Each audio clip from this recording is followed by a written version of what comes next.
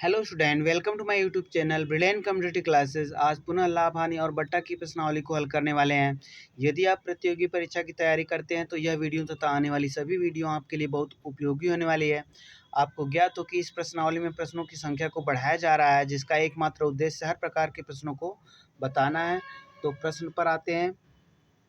नीरज एक सूट 720 रुपये में खरीदता है, जिस पर उसे क्रमशः 20% तथा 10% की क्रमिक छूटें मिली हुई हैं। छूट के कारण उसे कितना परसेंट का लाभ हुआ, यह कितने रुपए के बराबर है। तो यहाँ पर जो क्रमिक छूट मिली हुई है, हम उसे एक समतुल्य बट्टा में पहले बदल दें। तो 20% तथा 10% क्रमिक छूटें मिली हुई है, हम इसे क्रमिक बट्टा में अर्थात एक छूट में जो हम बदलेंगे तो उसका फार्मूला होता है x + y - xy/100। ये क्रमिक छूटों को एक समतुल्य बट्टा में बदलने का फार्मूला होता है। तो हम x जो है 20 है और प्लस 10 और माइनस 20 गुणे 10 और बटे 100, 10 दहा में 100, 10 दूनी 20। तो यहाँ पर देखा जाए 20 और 10 30 और 2 घटाएंगे तो 28% की छूट उसे प्राप्त हुई उस सूट खरीदने में। तो यह 28% उसका लाभ भी होगा। 28% यदि उसे छूट मिल रही है तो 28% उसका लाभ होगा। तो उसे कितना परसेंट लाभ हुआ, यह उत्तर तो यहीं पर हमें मिल गया, लेकिन यह कितने रुपए के बराबर है। तो अब हम जो 28% हमें निकालना है।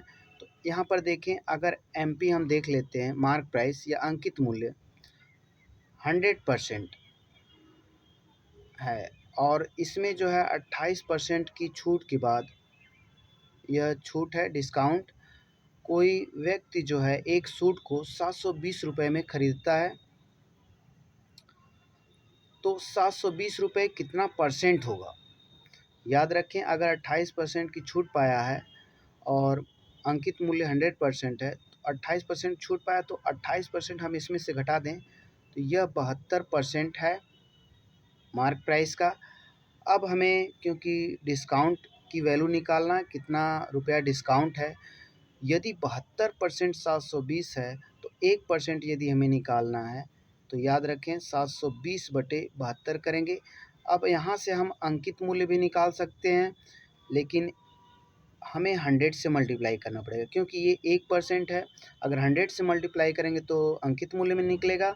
यदि डिस्काउंट निकालना 28% निकालना तो 1% हमारे पास है, तो 28 से मल्टीप्लाई करेंगे तो यह जो आएगा वह डिस्काउंट आएगा। तो 72 दहा में 720 और 280 रुपये उसे कुल लाभ होगा। यदि रुपए में देखा जाए तो लाभ 280 रुपये का होगा, यदि प्रतिशत में देखा जाए तो लाभ 28% का होगा। तो इस प्रकार ऑप्शन जो है आप देख रहे हैं डी है, तो यहाँ पर ऑप्शन डी जो है सही होगा। अब आते हैं अगले प्रश्न पे। किसी वस्तु को 1200 में बेचने पर जो लाभ होता है वह 30% अधिक लाभ होता है यदि उस वस्तु को 960 रुपये में बेचने पर होता है। तो वस्तु की लागत क्या है।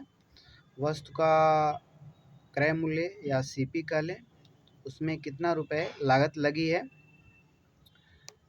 यहाँ पर दो बार वस्तु को बेचा जा रहा है। अगर 1200 रुपये में बेचा जा रहा है तो तब भी लाभ हो रहा है, और 960 रुपये में बेचा जा रहा है तब भी लाभ हो रहा है। लेकिन जब 1200 रुपये में बेचा जा रहा है तो 30% अधिक लाभ हो रहा है। तो इसको जो है हल करने के लिए विक्रय मूल्य का आप अंतर निकाल लीजिए। विक्रय मूल्य का अंतर, तो यहाँ पर विक्रय मूल्य का अंतर 1200 और माइनस 960 होगा, और यह जो होगा 30% के बराबर होगा। यहाँ पर देखिए लागत मूल्य 100% हम मान के चल रहे हैं या 100% है, तो इसमें भी लागत मूल्य मिला हुआ है, इसमें भी लागत मूल्य मिला हुआ है, तो वह तो इसके साथ घट जाएगा, लेकिन जो लाभ होगा वही बचेगा और यह 30% के बराबर होगा। याद रखें, यह लागत मूल्य का 30% जो है लाभ आएगा। तो यहाँ पर हम घटा रहे हैं 240 रुपये आएगा। तो 30% की वैल्यू यदि 240 रुपये है और लागत मूल्य जो है 100%, तो हम 100% निकाल लें। 240/30 करेंगे तो 1%, और 100 से मल्टीप्लाई करेंगे तो 100% आ जाएगा। ये हम काट दें 3/24।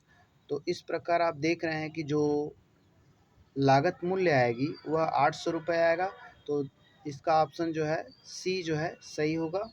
तो यहाँ पर सी पे हम टिक कर लेते हैं। अब आते हैं अगले प्रश्न पे। 2 साइकिल तथा एक टीवी की कीमत 7,000 रुपये है, जबकि 2 टीवी तथा एक साइकिल की कीमत 9,800 है। तो एक टीवी की कीमत क्या होगी? तो हम यहाँ पर एक्स को जो है साइकिल मान लेते हैं, एक साइकिल की यह कीमत है, और वाई को जो है एक टीवी की कीमत हम मान लेते हैं।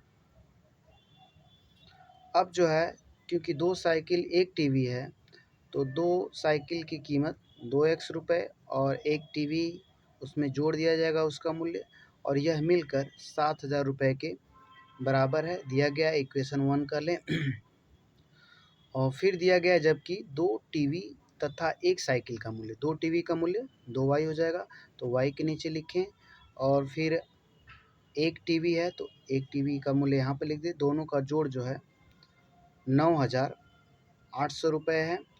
तो अब हम इसे हल करेंगे। देखिए घटता कब है? जब दोनों में सेम होता है। ये 2x है तो इसको भी यदि 2x बना दिया जाए तो घट जाएगा, क्योंकि एक टीवी का मूल्य निकालना है तो हमें y की वैल्यू चाहिए। तो ये वाली वैल्यू हम विलोपन कर दें। विलोपन करने के लिए यहाँ पर भी 2x चाहिए, तो हम इसमें 2x से मल्टीप्लाई करते हैं। दोनों तरफ करना पड़ेगा। 2x इधर होगा तो यहाँ पे कर दें। ये इक्वेशन को यहाँ पे लिख दें। 2x से मल्टीप्लाई करेंगे 2x, और प्लस यहाँ पे 4y, और इक्वल टू 2/16, दोनों 18 1 19, और यहाँ पर 2 जीरो बढ़ा देते हैं। तो इसका जो बदला हुआ रूप है ये है, तो इसको इक्वेशन 2 कर देते हैं। अब जो है 1 में से 2 को घटा देते हैं। यहाँ पर हम लिख देते हैं इक्वेशन 1 में से हम 2 को माइनस कर देते हैं।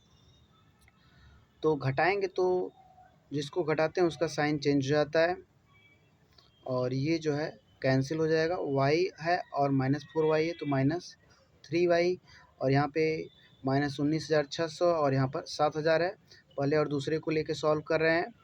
तो यहाँ पर जो है इसकी वैल्यू 19,600 में से 7,000 घटेगा तो 12,600 आएगा, याद रखें। और ये भी माइनस में वैल्यू आएगी। अब जो है y बराबर ये 3 इधर जाके डिवाइड होगा तो -3 इधर जाके डिवाइड होगा। 3 चौको 12, 3 दूनी 6 और 4200। तो एक टीवी का जो मूल्य होगा वह 4200 के बराबर होगा। तो ऑप्शन सी जो है सही होगा। अब आते हैं अगले प्रश्न पे। किसी वस्तु को 435 में बेचने पर हुई हानि उसे 475 में बेचने पर हुए लाभ से 10 रुपये कम है। वस्तु को कितने रुपए में खरीदा गया था? तो देखिए 435 रुपये में बेचा जा रहा है तो हानि हो रही है। यहाँ पर पूछा गया है कि वस्तु को कितने रुपए में खरीदा गया। तो पहले ये मान लेते हैं कि x रुपये में वस्तु को खरीदा गया था। यह जो है CP है वस्तु का मूल्य। तो x की वैल्यू हमें चाहिए। तो अब हम यहाँ पर देखते हैं कि 435 में जब बेच रहा है तो हानि हो रही है। तो अगर विक्रय मूल्य 435 रुपये है तो हानि के केस में क्रय मूल्य अधिक होगा। तो यहाँ पर अब हम हानि निकालना है तो क्रय मूल्य -435 लिख दें। यह जो है हानि हमें मालूम हो गई। और 475 में जब बेच रहा है तो लाभ हो रहा है। लाभ के केस में विक्रय मूल्य ज़्यादा होता है। तो यहाँ पर 475 और माइनस क्रय मूल्य घटाएंगे। इसमें लाभ हो रहा है और इसमें हानि हो रही है। अब कहा गया है कि देखिए लाभ से 10 रुपये कम है। हानि जो है लाभ से 10 रुपये कम है। तो ये हानि है और ये लाभ है। ये 10 रुपया कम है तो हम इसमें 10 ऐड कर सकते हैं, याद रखें। तो यहाँ पर हम 10 ऐड कर दें। अब यह जो है इसके बराबर हो जाएगा। हमें यह x की वैल्यू निकालनी है CP। अब इसे हम सॉल्व करेंगे। तो इसे सॉल्व करते हैं।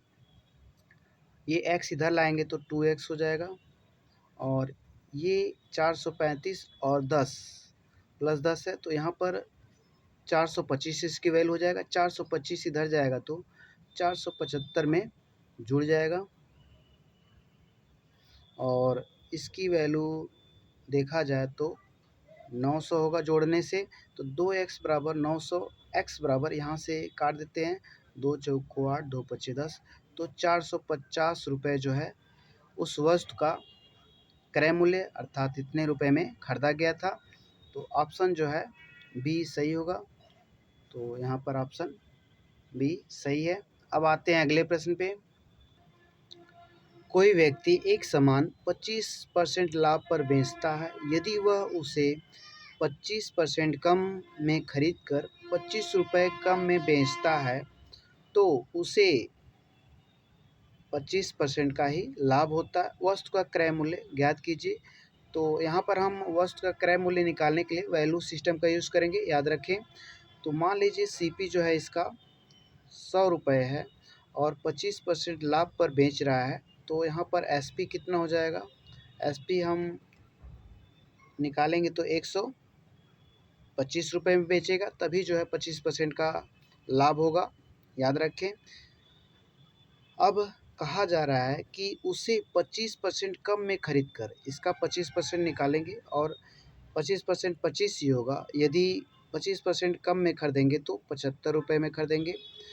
और फिर कह रहा है कि 25 रुपये कम में बेचता है, अर्थात 125 है तो ये 25 में कम 100 होगा। लेकिन हम इसको अभी नहीं लिखते हैं, ठीक। और यह भी कहा गया है कि उसे बेचने में 25% का लाभ होता है, याद रखें।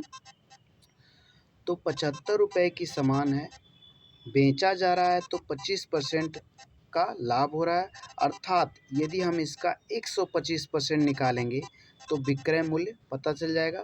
तो 75 का आप 125% निकाल लीजिएगा, उसमें जो आएगा 93.75 आएगा। तो एसपी जो है 93.75 रुपये हो जा रहा है, याद रखें। अब यहाँ पर कहा गया है कि इसका जो विक्रय मूल्य का अंतर है 25 रुपये दिया है, कि पहला विक्रय मूल्य 125 है और दूसरा विक्रय मूल्य 93.75 है, क्योंकि 25% लाभ चाहिए था तो विक्रय मूल्य 93.75 होगा। अब कहा गया है कि 25 रुपये कम में बेचता है, तो इससे 25 रुपये कम में बेचता है, लेकिन यहाँ पर आप अंतर देखिए, क्या 25 रुपये कम आ रहा है। 10 में से 5 घटाएंगे 5, 9 में से 7 घटाएंगे 2 हुआ, और यहाँ पे 4 हुआ, 4 में से 3 घटाएंगे 1, और यहाँ पर 12 में से 9 घटाएंगे 3, 31 रुपये 25 पैसे आ रहा है। जबकि अंतर जो है किताब में वह 25 रुपये का दिया गया है। तो अब यही वैल्यू सिस्टम होता है, जो किताब में दिया जाता है उसको हम ऊपर लिखते हैं। जो हमारा अंतर आया है, इन दोनों में विरोध है, विक्रय मूल्य के अंतर में विरोध है, क्योंकि हमारा जो है 31.25 आ रहा है, तो उसको आप नीचे लिखेंगे। जहाँ पर भी विरोध आए उसी को लिखेंगे, जो किताब का होता है उसे ऊपर लिखते हैं, जो आपका होगा उसे नीचे लिखेंगे। अब यहाँ पर क्योंकि सीपी पता करना है या क्रय मूल्य पता करना है, तो क्रय मूल्य देखिए यहाँ पर 100 है, तो हम 100 से मल्टीप्लाई कर देंगे। और यहाँ पर यदि हम डेसिमल हटाएंगे तो 100 से मल्टीप्लाई करेंगे। अब यहाँ पर हम मान के चलते हैं कि डेसिमल नहीं है, तो 25 एकम 25, और यहाँ पे 6 खिसका 25 दूनी 50, और 25 पचे 25 एकम 25, 6 25 दूनी 50, 25 पचे 125। अब जो ये कट गया 125 आ गया, 25 चौको 100, 25 पचे 125, 5 से काट दें 5 दूनी 10। तो यहाँ पर आप देख रहे हैं कि 80 रुपये। तो इसका जो क्रय मूल्य आया है वह 80 रुपये होगा। तो ऑप्शन बी जो है सही होगा। तो अब आते हैं अगले प्रश्न पे। एक व्यक्ति को 1035 की वस्तु बेचने पर 8% की हानि हुई, तो उसने वह वस्तु कितने रुपए में खरीदी थी। तो यहाँ पर अगर 1035 की बेची जा रही है तो 8% की हानि हो रही है, याद रखें। तो यहाँ पर 1035 लिख लें। और अगर बेचा जा रहा है तो 8% की हानि हो रही है। तो क्रय मूल्य ज़्यादा रहा होगा हानि के केस में, याद रखें। विक्रय मूल्य कम रहा होगा तो क्रय मूल्य हम मान लेते हैं कि पहले 100% था, तो जब 8% की हानि पे बेचा गया तो क्रय मूल्य 92% हो गया। याद रखिए, इसका जो है 92% क्रय मूल्य हो जाएगा, क्योंकि हानि पर बेची जा रही है। तो यह क्रय मूल्य का 92% हो जाएगा। याद रखिए, 1035 जो है क्रय मूल्य का 92% है। तो हम क्रय मूल्य निकालना हमें, तो 92% अगर 1035 है तो ये हालांकि एसपी है, ये एसपी या विक्रय मूल्य कह सकते हैं 1035 है, लेकिन यह क्रय मूल्य का 92% है। तो क्रय मूल्य निकालना है, तो 1% निकालने के लिए हम जो है 92 से भाग देंगे, और फिर 100% निकालेंगे तो 100 से मल्टीप्लाई कर देंगे, क्योंकि हमें क्रय मूल्य चाहिए, कितने रुपए में ख़रीदा गया था। अब हम इसे सॉल्व करेंगे। 2 से या 4 से काट दें, 4 दूनी 8, 4 पचे 20, और 4 दूनी 8, 4 तीन 12, 23 से देखिए इसमें भाग देंगे तो 45 आएगा। 45 से मल्टीप्लाई कर दें 25 में, 25 पच्चे 125, 5 हो जाएगा। 25 चौको 100, और 12 हासिल था 125 में, तो 5 हुआ था, 12 हासिल था। और 25 चौको 100 और 12 112 हो जाएगा। तो इस प्रकार आप देख रहे हैं कि 1125 रुपये उसका क्रय मूल्य रहा होगा, इसलिए ऑप्शन बी जो है सही होगा। अब आते हैं अगले प्रश्न पे। एक चेन 30% लाभ पर बेची गई और चेन की लागत कीमत कितना है, अर्थात क्रय मूल्य। याद रखें, अगर 30% के लाभ पर बेची जा रही है तो यह लागत कीमत का 130% होगा। याद रखें, हालांकि यह एसपी है तो 286 रुपये एसपी है, और यह लागत कीमत का 130% है, क्योंकि लागत कीमत इसमें है और 30% इसका लाभ है। तो लागत परसेंट 100% लेकर ही हल करेंगे, और इसमें 30% लाभ जुड़ा हुआ है, तो यह 130% है लागत कीमत का। तो लागत कीमत निकालना हमें, तो 1% निकाल देते हैं। 1% निकालने के लिए 130 से भाग देंगे तो यह 1% निकल गया, और क्योंकि लागत कीमत 100% है तो हम 100 से मल्टीप्लाई कर देंगे, क्योंकि ये 1% है, हमें 100% निकालना है, तो 100 से मल्टीप्लाई कर देंगे। अब देखिए, 0 से 0 काट दीजिए, 13 दूनी 26, और 13 दूनी 26, और 22 दहा में 220 हो जाएगा। इस प्रकार जो लागत कीमत होगी 220 रुपये, तो ऑप्शन बी जो है सही है। यहाँ पर हम बी टिक कर देते हैं। अब आते हैं अगले प्रश्न पे। 300 के 100 सेब खरीदे गए, उनमें से 4 सड़े थे और शेष को 50 रुपये प्रति दर्जन के हिसाब से बेच दिया गया। निवल लाभ कितना होगा, लाभ पूछा गया है। देखिए, अगर देखा जाए तो क्रय मूल्य या सीपी कह लें तो 300 रुपये है। इसमें उसने 100 सेब खरीदा, यहाँ पर सेब हैं 100, और फिर 4 सड़ गए हैं, तो 100 में से 4 खराब हो गए, तो 96 सेब बचें। और इसको अगर दर्जन में बदला जाए तो 12 से भाग देंगे, अब जो है 8 दर्जन आ जाएगा। 8 दर्जन सेब वह जो है क्या किया, बेच दिया 50 रुपये प्रति दर्जन के हिसाब से। तो 50 से मल्टीप्लाई कर देंगे तो 400 रुपये का वह सेब बेचा। तो आप देख सकते हैं कि 300 खरीदा था और 400 रुपये का बेचा, तो यहाँ पर सीपी इतना था और एसपी ये है। तो हम कह सकते हैं लाभ जो है एसपी माइनस सीपी होता है, तो घटाएंगे तो 100 रुपये होगा। तो ऑप्शन बी जो है सही होगा, तो लगा लेते हैं। अब आते हैं अगले प्रश्न पे। यदि एक आदमी अपना ठेला 720 रुपये में बेचे तो उसे 25% की हानि होगी। 25% का लाभ लेने के लिए विक्रय मूल्य क्या होगा। तो याद रखें, यहाँ पर क्रय मूल्य जो है हम 100% मान लेते हैं।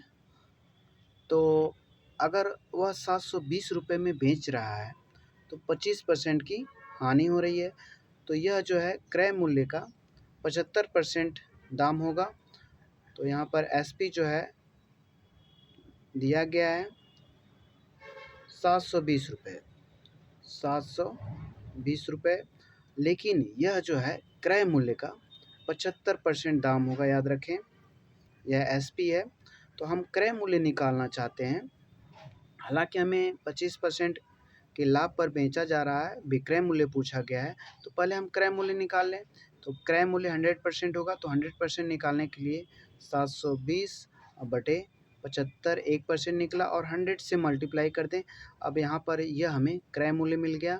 ठीक, अगर यह क्रय मूल्य मिल गया, यह सीपी मिल गया ठेले का, अब हमें इस पर 25% लाभ चाहिए, तो विक्रय मूल्य इस केस में कितना होगा, तो हम इसका 125% निकाल देते तो विक्रय मूल्य मिल जाएगा, जिसमें 25% लाभ शामिल होगा। याद रखें, तो यह सीपी है और सीपी का यह क्रय मूल्य है और इसका जो है हम 125% निकाल देते हैं। ये परसेंट रहेंगे तो 100 से भाग हुआ, यहाँ से ये भी काट सकते हैं। अब जो है 25 पच्चीस 125 25 तिहाई 75, 3 से काटेंगे 3 दूनी 6, 3 चौक को 12, 240 रुपये और मल्टीप्लाई करेंगे 5 से, 5 चौक को 20, 5 दूनी 10, 11 12, तो 1200 रुपये जो है विक्रय मूल्य होगा, जिसमें यदि 1200 में बेचा जाएगा तो उसे 25% का लाभ होगा। याद रखें, इस 1200 में 25% लाभ जुड़ा हुआ है और क्रय मूल्य भी जुड़ा हुआ है, तो ऑप्शन बी जो है सही होगा। अब आते हैं अगले प्रश्न पे। एक वस्तु का विक्रय मूल्य 39 रुपये, यदि उसका लागत मूल्य संख्यात्मक रूप से उसके लाभ प्रतिशत के बराबर है, तो उसका लागत मूल्य क्या होगा। देखिए, जब भी लागत मूल्य संख्यात्मक रूप से लाभ प्रतिशत के बराबर हो, तो ऐसे कंडीशन में यदि लागत मूल्य निकालना है तो उसके लिए फार्मूला होता है, इसको आप x मान लीजिए, तो यहाँ पर x + 25 और इसको आप रूट में करेंगे और इसमें 10 से मल्टीप्लाई कर देंगे और इसकी वैल्यू को 50 घटा देंगे, इसकी वैल्यू में से 50 घटा देंगे, तो लागत मूल्य या लाभ प्रतिशत आ जाएगा। याद रखें, तो x की जगह हम 39 रखेंगे, 39 और प्लस 25 और इंटू 10 करेंगे और फिर -50 कर देंगे, तो यहाँ पर 64 आ रहा है। 64 का वर्गमूल 8 और 8 दामे 80 - 50, और इस प्रकार जो लागत मूल्य होगा 30 रुपये होगा। यदि परसेंट पूछा जाए तो 30% लाभ होगा, तो यहाँ पर लागत मूल्य पूछा गया है 30 रुपये के बराबर होगा, तो ऑप्शन डी जो है सही है। तो इस प्रकार इसका ऑप्शन डी सही है। तो यदि वीडियो पसंद आए तो लाइक शेयर सब्सक्राइब तथा कमेंट ज़रूर करें तथा बेल आइकन को ज़रूर प्रेस कर दें ताकि वीडियो का नोटिफिकेशन आपको प्राप्त हो जाए। आपका एक सब्सक्राइबर हमारे काम को 10 गुना बेहतर बनाएगा, तो please subscribe and support me for better result.